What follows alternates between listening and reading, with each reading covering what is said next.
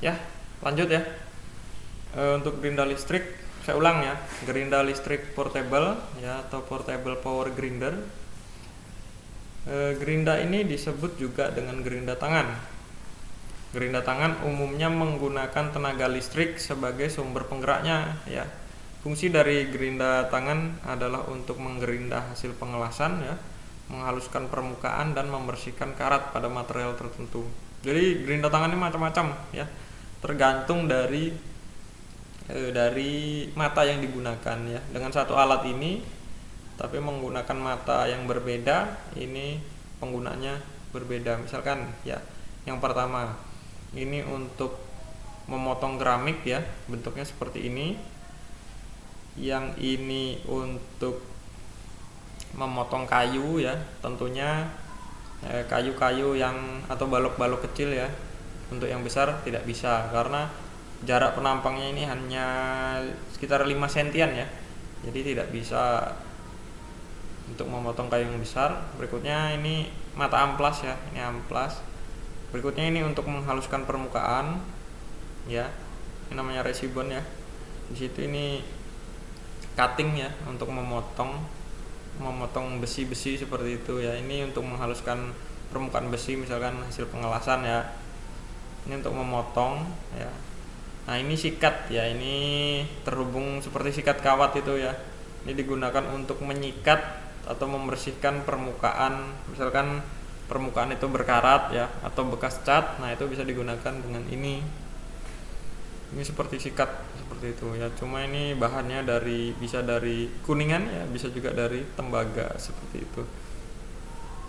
Yang berikutnya ini amplas ya. Ini cuma ditampilkan yang bagian atasnya ya. Ini amplas juga sama seperti ini.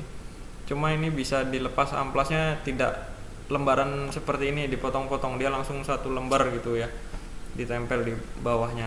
Jadi ini kita bisa mengatur ya, kita bisa mengganti amplas dengan cara dilem ya, dengan ukuran kekasaran amplasnya. Yang ini poles ya, ini seperti bulu-bulu halus. Dan yang ini untuk potong granit biasanya ya, atau memotong batu yang sifatnya mudah retak seperti itu ya. Nah ini biasanya digunakan untuk potong granit ataupun memotong marmer ya. Nah, biasanya orang bangunan yang sering menggunakan ini sama ini ya. Kalau kita di otomotif biasanya menggunakan ini ya, ini dan ini seperti itu. Berikutnya portable air impact wrench ya. Ini impact ya. Dia digerakkan oleh mesin ya.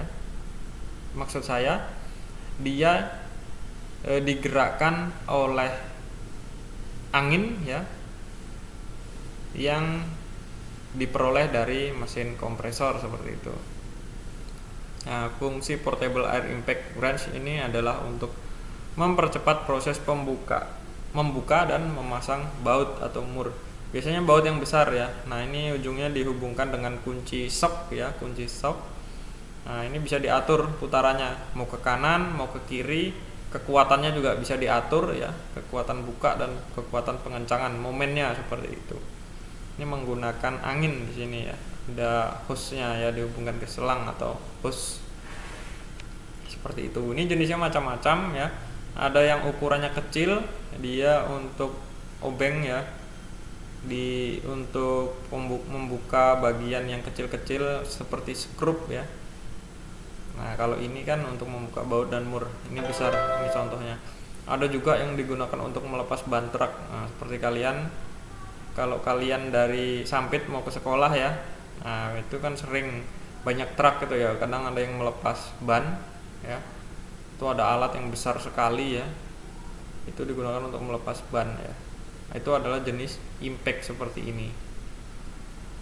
Nah, cuma ukurannya yang impact yang itu besar ya, tergantung momen dari pembukaan atau pengencangan sebuah mur dan baut. Berikutnya air blow gun ya, atau air duster gun ya. Nah ini sering sekali kalian lihat di bengkel-bengkel ya. Ini digerakkan oleh angin ya, tenaganya diperoleh dari angin.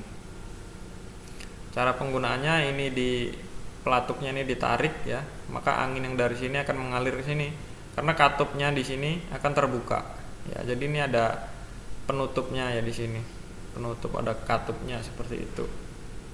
Nah, ini bisa diganti ujung-ujungnya ya. Ini digunakan untuk membersihkan benda-benda yang mau dikerjakan ya, atau benda kerja. Nah, ini digunakan untuk membersihkan bagian-bagian benda kerja atau benda-benda yang setelah dicuci. Misalkan kalian bongkar mesin ya, bloknya itu dicuci. Nah, supaya cepat kering, dicuci misalkan menggunakan bensin ya.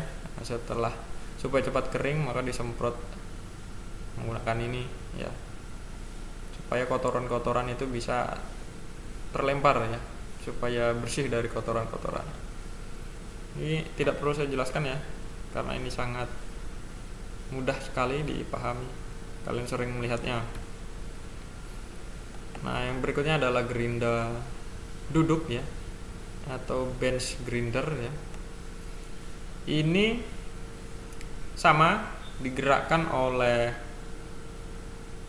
listrik ya, sama dengan gerinda yang tadi ya, gerinda tangan yang tadi. Nah, cuma ini bedanya dia diletakkan di sebuah meja ya. Meja seperti ini dikunci dengan mur dan baut ya, supaya dia tidak bisa dibawa kemana-mana ya. Tentunya fungsinya juga beda. Ini ada pengamannya ya. Ini digunakan untuk menghaluskan ya, atau membuat sebuah bentuk dari bahan kerja ya. Misalkan kalian mau membuat benda pipih seperti itu ya, dari besi yang bulat ya, atau kalian diberi project disuruh membuat sebuah obeng dari besi beton seperti itu. Nah, ini bisa digunakan ini ya. Ini ukurannya macam-macam, terbuat dari batu ya, matanya ini terbuat dari batu yang disusun sedemikian rupa hingga dia bisa mengikis sebuah besi ya. Bedanya dengan gerinda tangan, kalau gerinda ini dia sifatnya tidak portable. Kalau gerinda tangan tadi portable ya, bisa diangkat, dibawa kemana-mana. Jadi kalau gerinda tangan yang gerak itu alatnya ya, yang digerakkan itu alatnya. Kalau ini benda kerjanya yang digerakkan, seperti itu ya. Dicerna. Yang berikutnya, ini adalah abrasive cut off saw ya, atau sebuah alat yang digunakan untuk memotong ya, memotong. Dia tidak portable juga ya. Dia digunakan untuk memotong benda-benda kerja ya, supaya ukurannya bisa lebih presisi ya. Kalau gerinda tangan kan nggak ada kepresisian ya, pakai perkiraan. Kalau ini presisi, tinggal dijepit seperti ini ya, dijepit. Nah, ini diposisikan dulu, misalkan sudutnya pas 90 ya, dijepit di sini. Nah, ini ada penjepitnya, baru dipotong. Nah, nanti baca sendiri ini ya, ininya pengertiannya. Cara kerjanya dengan menekan, ada tombol ya di bagian sini ya, ada tombol, nanti dia akan berputar dan medianya dijepit sini, baru nanti turun seperti ini, pemotongan seperti itu ya. Jadi alat-alat secara umum ini ya, secara umum yang saya jelaskan untuk power tool ya, ini ya yang sering digunakan di otomotif. Tapi ada banyak lagi ya, ada banyak lagi, dan kalian akan mengenalnya nanti bersamaan dengan kegiatan praktek ya, bersamaan dengan kegiatan praktek. Jadi tolong yang sederhana ini dipahami, dicermati ya, jangan sampai ilmu-ilmu yang masih dasar seperti ini kalian tidak paham ya. Mungkin sekian dari saya ya, saya ucapkan terima kasih, semoga bermanfaat ya pembelajaran kita hari ini. Wassalamualaikum warahmatullahi wabarakatuh.